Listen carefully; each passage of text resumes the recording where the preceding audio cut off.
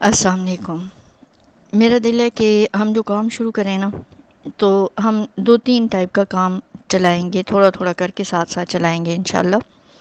تاکہ ایک ورائٹی بھی رہے اور فیڈ اپ بھی نہ ہو کوئی ایک کام کر کے، اور اندر ایک جذبہ، شوق، ایک لگن اور ایک نیا پن بھی رہے۔ سب سے پہلے جو میرا دل ہے وہ میرا دل ہے کہ باطل کے حوالے سے جو ہے نا ایک اندر ہمارے غیرت ایمانی جاگے۔ جو باطل کی ایک بنی آدم سے دشمنی ہے نا، ٹھیک ہے نا، ہم اس کو دیکھیں اور ہم سمجھیں کہ قرآن کریم اس حوالے سے کیا کہہ رہا ہے، احادیث مبارکہ میں کیا بتایا گیا ہے، اور ہم کس لیے یہاں پہ آئے تھے، اور اس دشمنی کو نبھانا اور اس کے حوالے سے ہماری غیرت ایمانی کا جاگا ہونا کتنا ضروری ہے، باطل کے حوالے سے اویئرنیس اور ہر دم الرٹ رہنا کتنا ضروری ہے۔ تو میرا یہ دل ہے کہ ہم سب سے پہلے سٹارٹ اس سے کریں، تاکہ ہمارے اندر ایک جذبہ رہے کہ ہم یہ جو کچھ کرنے جا رہے ہیں یہ کس مقصد کی خاطر کرنے جا رہے ہیں۔ جیسے ہوتا ہے نا، دنیا میں دیکھیں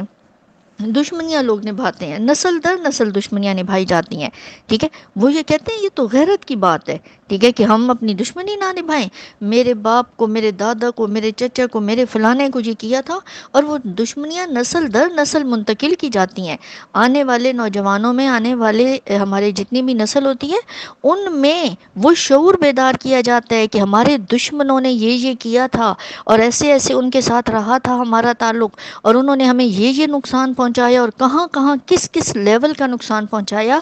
تو تاکہ ان بچوں کے اندر جو نئی آنے والی نسل ہے وہ احساس رہے کہ اس دشمنی نے ہمیں کتنا نقصان پہنچایا، کہ ہم نے تو بدلہ لینا ہی لینا ہے۔ عرب جاہلیت کے دور میں بھی یہی چیز ہوتی تھی، اور آج کل بھی بہت جگہ پہ یہ چیز دیکھنے میں آ رہی ہے۔ تو ہم اپنی یہ دشمنی باطل سے کیسے نبھاتے ہیں، اس نے کہاں کہاں کس کس طرح سے ہمیں درد دیا، کس کس میدان میں ہمارے پیاروں کو، پیارے آقا دو عالم علیہ الصلوۃ والسلام کے پیاروں کو، اللہ کے پیاروں کو،